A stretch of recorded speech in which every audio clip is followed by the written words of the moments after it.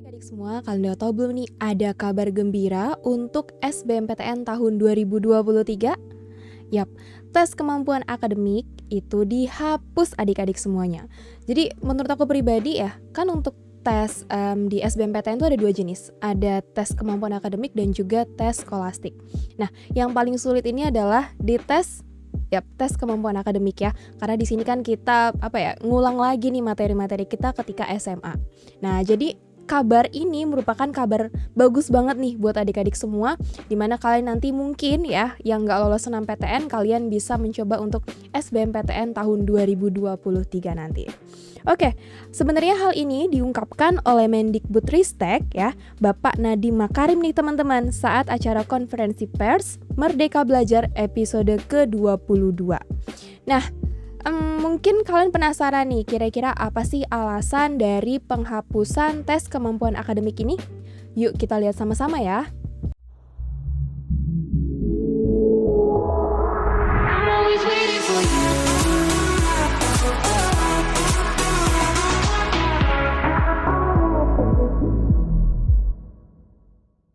Nah, ini alasannya adik-adik.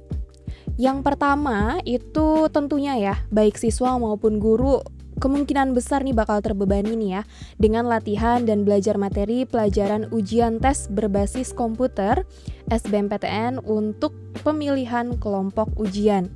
Nah, selain itu juga biasanya materi yang diujikan ini terlalu banyak nih dan terfokus hanya pada materi tertentu saja ya. Nah, siswa pun ini pada akhirnya terfokus hanya pada mata pelajaran yang diujikan, sehingga mata pelajaran lain ini seringkali terabaikan. Betul atau betul? Ya. Nah, orang tua juga biasa terbebani nih, karena banyak dari antara kita ya, mungkin teman-teman semua itu pengen ikut bimbingan belajar ya. Tentunya bimbingan belajar ini nggak murah ya. Oke, nah itu adalah beberapa alasan kenapa tes kemampuan akademik dihapus ya adik-adik. Nah, selanjutnya nih kita pengen lihat nih apa sih perbedaan SBMPTN tahun 2022 dan SBM tahun 2023. Kita lihat sama-sama. Yang pertama, untuk mengikuti SBMPTN 2022, itu siswa harus mengikuti tes kemampuan akademik, kemudian tes potensi skolastik dan juga tes bahasa Inggris. Nah, yang kedua, seluruh peserta ini akan dibagi nih menjadi 3 kelompok ujian sesuai dengan prodi yang dipilih. Yang pertama ada kelompok Saintek ya, sains dan juga teknologi. Materi yang diujiankan yaitu TPS, kemudian bahasa Inggris, dan TKA Saintek berupa matematika, fisika, kimia, dan juga biologi. Yang kedua, kelompok ujian sosial dan humaniora atau SOSHUM dengan materi ujian TPS, bahasa Inggris, dan TKA SOSHUM, geografi, sejarah, sosiologi, dan juga ekonomi. Yang ketiga, kelompok ujian campuran ya, itu adalah Saintek dan SOSHUM. Nah, waktu zaman aku di 2015, aku ikut yang ini nih teman-teman, kelompok ujian campuran. Nah, materinya itu ada ujian TPS, kemudian bahasa Inggris, TKA Saintek, dan juga TKA SOSHUM. Oke, nah yang poin yang terakhir di SBMPTN tahun 2022 itu lebih memfokuskan ke hafalan teman-teman dibanding penalaran. Nah, itu adalah 3 poin di SBMPTN tahun 2022 ya teman-teman. Nah, di SBMPTN tahun 2023 ya, TKA ini dihapus. Jadi calon peserta SBMPTN ini tak harus fokus pada mata pelajaran sesuai kelompok ujian. Jadi nggak ada lagi nih siswa yang harus belajar fisika aja nih, atau kimia aja, biologi, geografi ya, ataupun sesuai dengan kelompok ujian demi masuk PTN pilihan teman-teman semua. Oke, nah kemudian untuk soal ujian SBMPTN ya, sebelumnya itu kan hafalan teman-teman ya, tapi di 2023 itu lebih ke penalaran teman-teman. Oke, nah calon peserta SBMPTN 2023 ini hanya akan mengikuti tes potensi skolastik atau TPS ya, yang berfokus pada pengukuran kemampuan penalaran pemecahan masalah. Nah, tes skolastik ini akan mengukur kemampuan siswa berdasarkan 1. Kemampuan bernalar siswa, kemudian yang kedua, potensi kognitif, yang ketiga, penalaran matematika, yang keempat, literasi dalam bahasa Indonesia, yang kelima, literasi dalam bahasa Inggris ya. Oke, nah kita lihat nih aturan SBMPTN 2023 yang terbaru ya. Yang pertama, peserta bisa ikut 2 kali tes SBMPTN. Nah ya, berdasarkan Peraturan Menteri Pendidikan, Kebudayaan, Riset, dan Teknologi Republik Indonesia Nomor 48 Tahun 2022, Pasal 6 Ayat 3. Nah, di situ dijelaskan bahwa SBMPTN tetap diselenggarakan beberapa kali dalam tahun berjalan dan setiap calon mahasiswa dapat menempuh paling banyak 2 kali tes. Oke.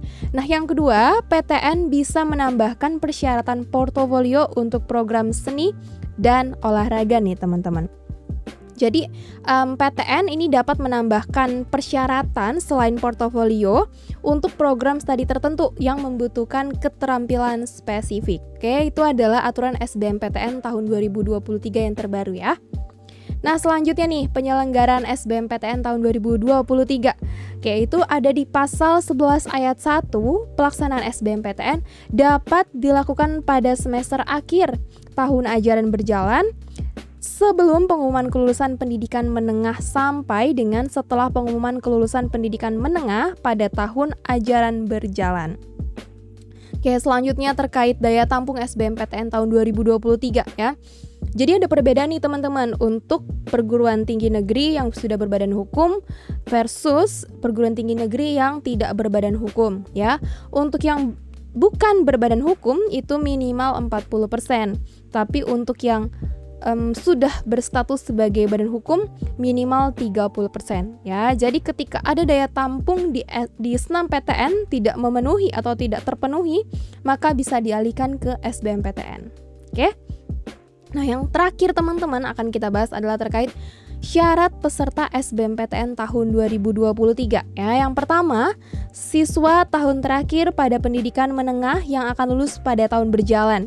Yang kedua, lulusan pendidikan menengah paling lama 3 tahun terakhir.